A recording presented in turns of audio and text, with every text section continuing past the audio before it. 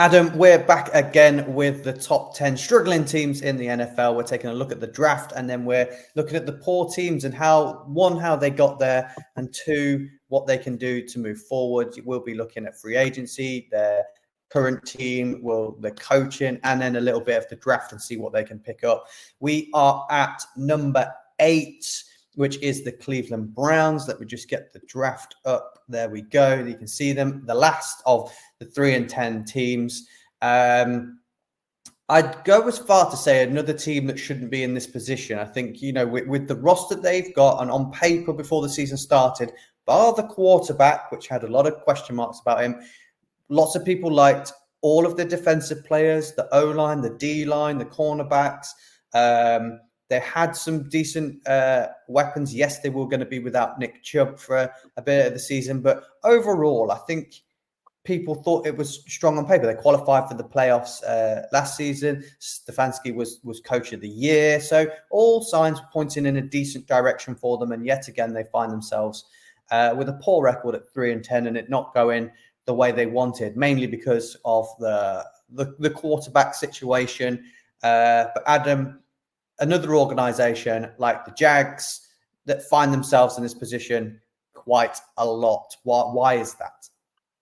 Because they make bad decisions. That's why.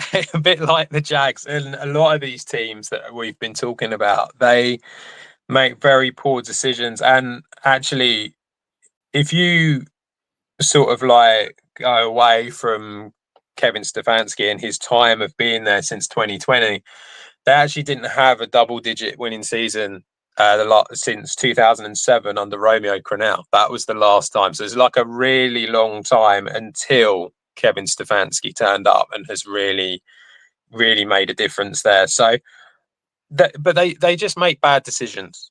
This is the problem. It's like, as you said, the biggest problem is the quarterback. 230 million fully guaranteed to a guy who hadn't played for 12 to 18 months previously, and clearly came in and just hasn't got it compared to what he had. It's really been different. And there's been a lot of rumours going round about that as to why Deshaun Watson has just completely fallen off a cliff. Is it just purely everything that's going on off the field and all of them issues that's caused the problem? Is it the fact that the Texans, when he was there, basically played the Clemson playbook?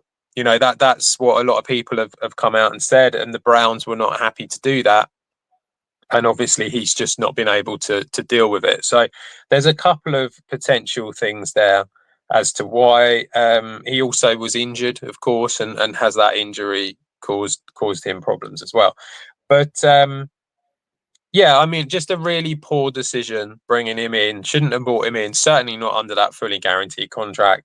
The owner is another one. A lot of these teams that we've spoken about is always the owner. They get involved too much. The Panthers owner, the Jets owner. We've now got the Browns owner as well. And they just get involved.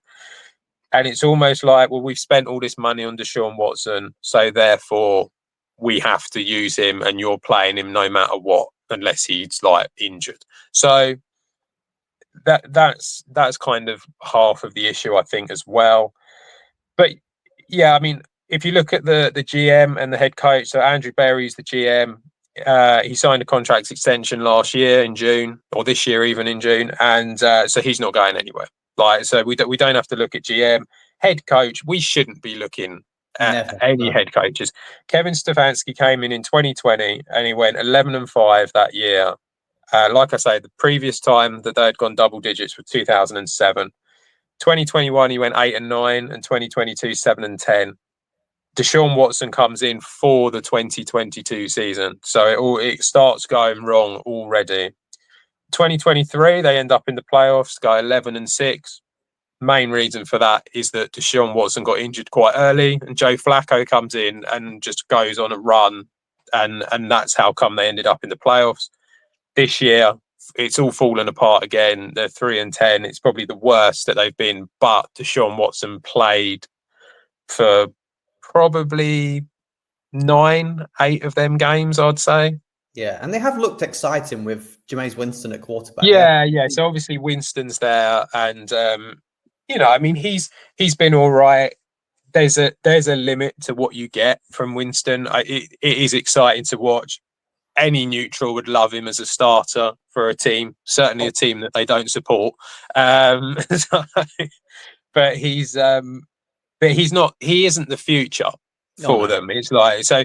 It's like you could keep him and have him sit there behind someone younger, maybe, and they could learn off of him. Although quite what they would learn, I'm not quite sure. But he's. Yeah, I think that's the real issue. The real issue is the quarterback, and Kevin Stefanski should not be fired for this. He's a really good head coach. He's done really well for them. He's probably given them the most sort of like he has given them the most winning seasons since the turn of 2000.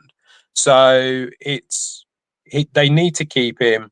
They've got the GM there already, and I think it's just about trying to sort this team out a little bit.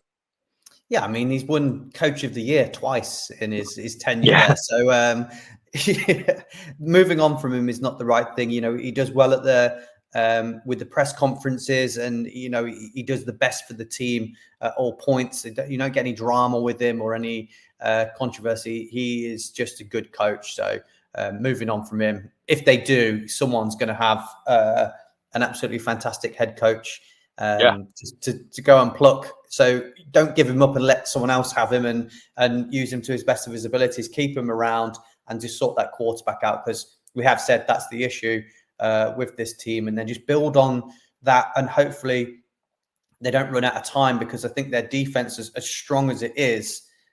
They're all getting a little bit older. They're not past it or too old, but you're going to have to start paying people big money, because there is some talented guys on there. So let's take a look at their roster. With that being said, Adam, where are the holes, and what?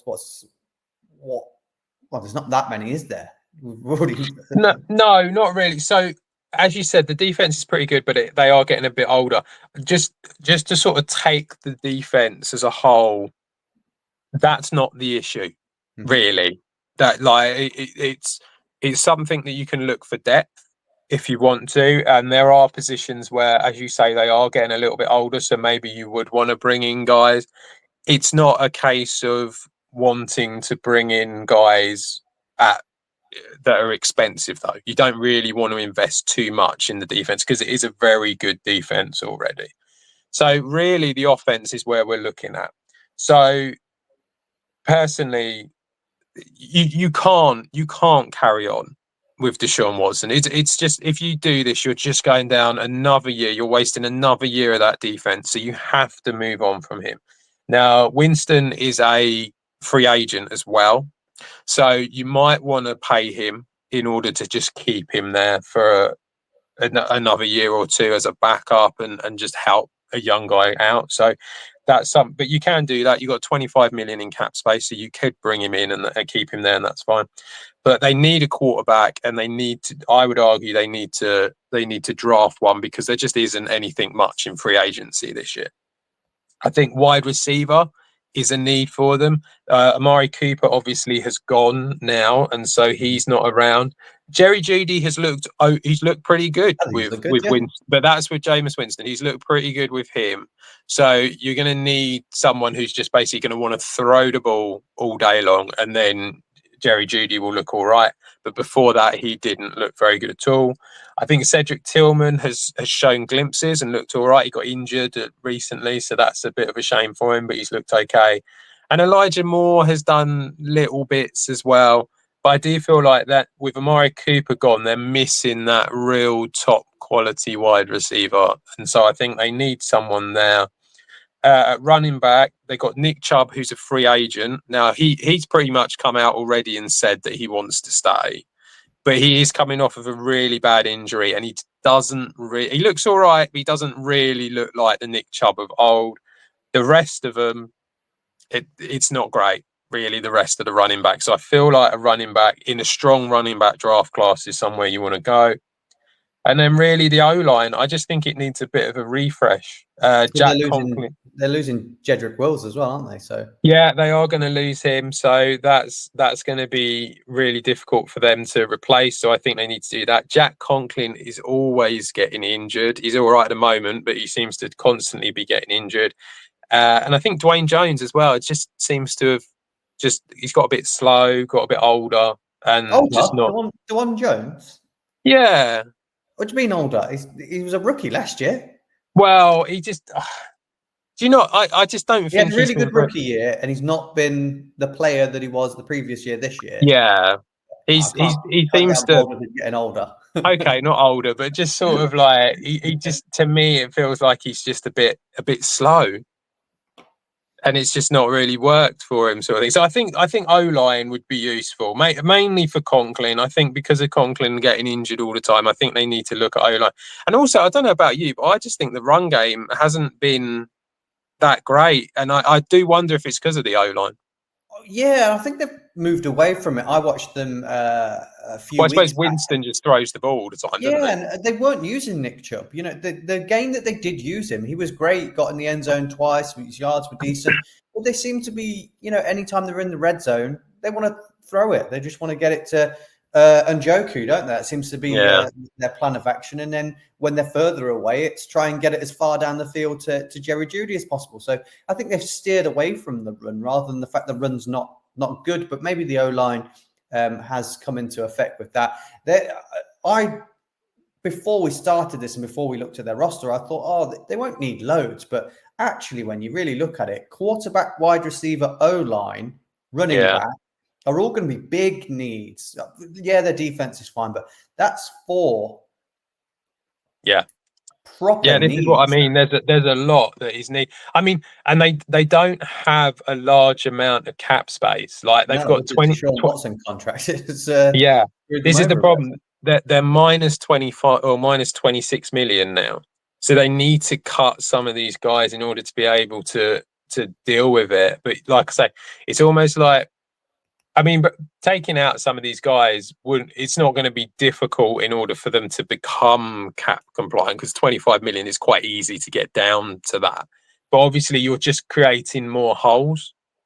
So it's almost like, how do you do it? I mean, I just think, you know, some of these running backs are just gonna go. The likes of like Jerome Ford, Nick Chubb might end up going unless he takes a really small contract. I think he'll go. I think he'll go somewhere that's, you know, like we've seen Saquon, like we've seen Derrick Henry, top quality running backs go to teams that are contending and having a smaller role, or well, Saquon's not a smaller role, is it? But you know, Derrick Henry is, and still having a great season. So I can see Nick Chubb. Is he 28? Nick Chubb, yeah.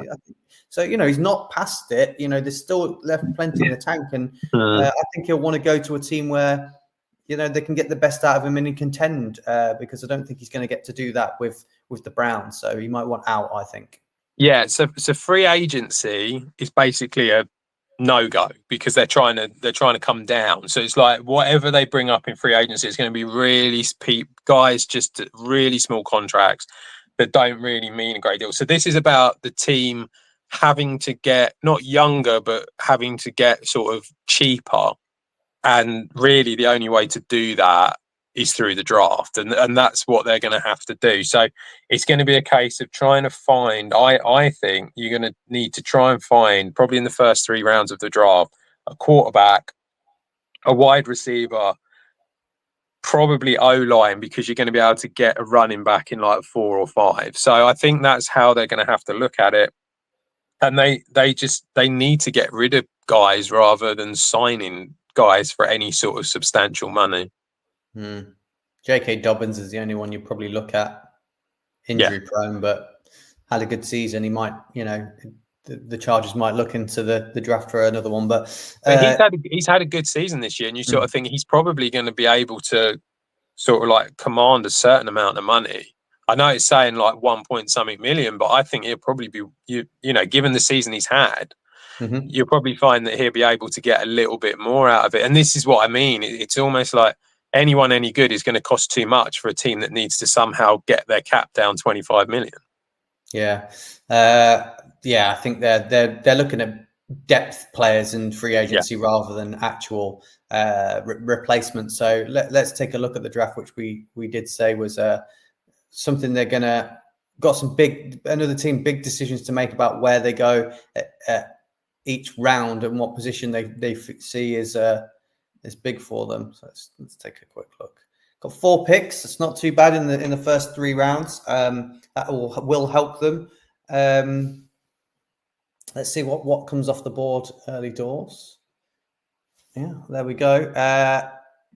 I think Deshaun Watson, we may never see him wear a Browns jersey again.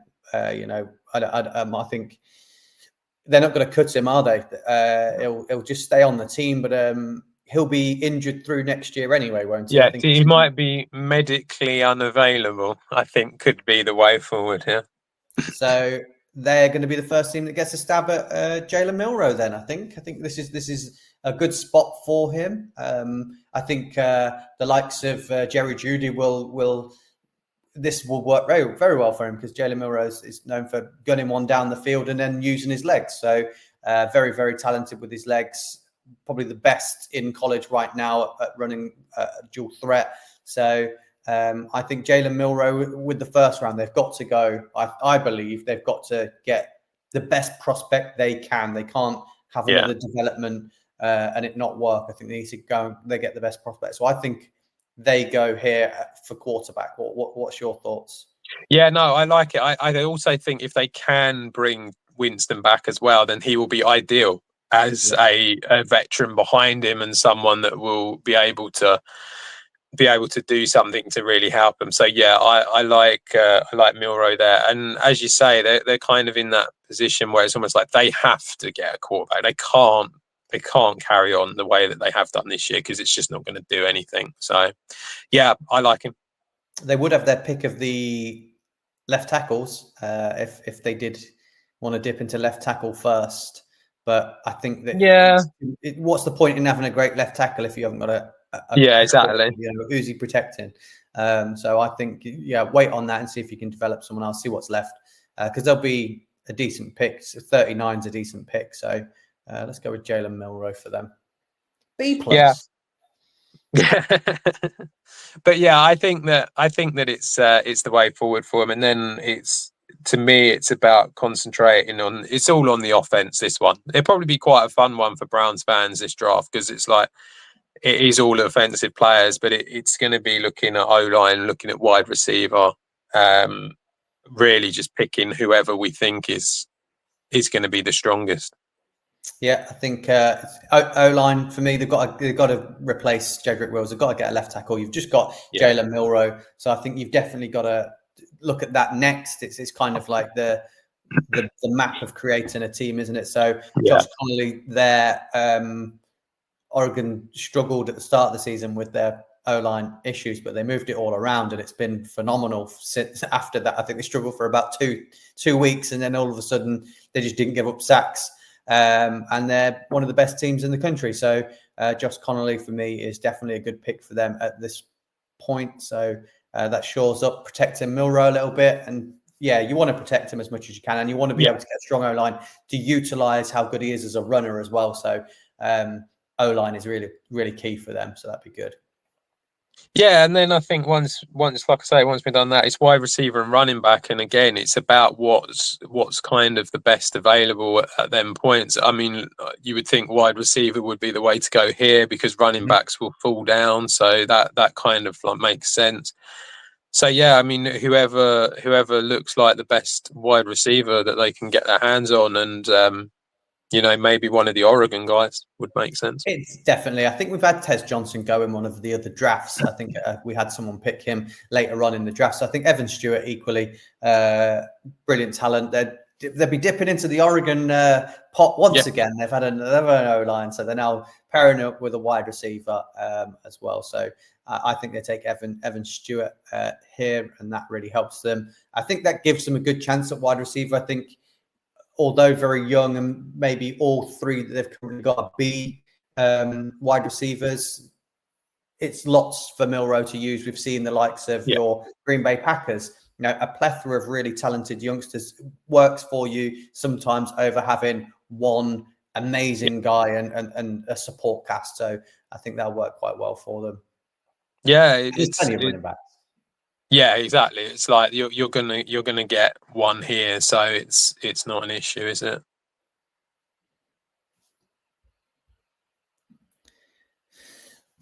Well, there we go for them. We've already had Ollie Gordon go in a draft already, so I'm going to rule him out here so there's not a lot of repetition on the names we're picking.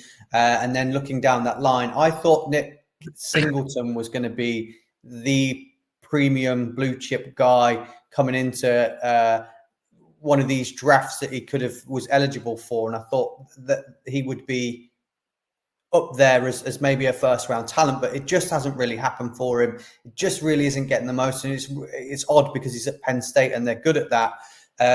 But the guy just below him has done that. He's been an absolute stud. He's been probably the whole offense for Tennessee and supported their youngster in their quarterback, Nico. So I think he's in every down back. He gets in the end zone. He moves the chains, and I think that'd be a great replacement. I think Nick Singleton worked well in a committee backfield. He's currently in one with Katron Allen. So Sampson, on the other hand, can take the load himself and be an every down back. So I think that replaces Nick Chubb really, really nicely. Yeah. And I think it goes to show, they've got the 4 picks in them first 3 rounds. Obviously, they've got more picks later on as well, but it takes out a lot of them needs on the offense. It really does, which they need to sort out. You've got your quarterback, you've got your guy to protect him at left tackle, you got your wide receiver and your running back there, and it really helps them a lot. You've got your defense that is already pretty strong, and maybe this is the sort of thing that they need to do, and they need to just clean slate away from Deshaun Watson, go down this route, give Kevin Stefanski the chance to develop a quarterback that he would want, certainly over what's happening at the moment, and maybe you might see something different happen. So I think it's probably the way forward for them, and it might take a little while. It might take a few years for them wide receivers to develop and for Milroe himself to develop as well. But surely that's got to be better than what Browns fans are having at the moment. Yeah, this will be exciting for them. It's like you said, it's a clean slate. It's 4 positions, all exciting weapons, aren't they? So you've got to be excited if you do that in a draft and look for the future. So yeah, all signs good for them. And we've said that we expected more from them this season. I think you add those pieces. I think there's more from them. I don't think we see them back down here next season. I think they might be able to kick on and be better than what they have this year already. So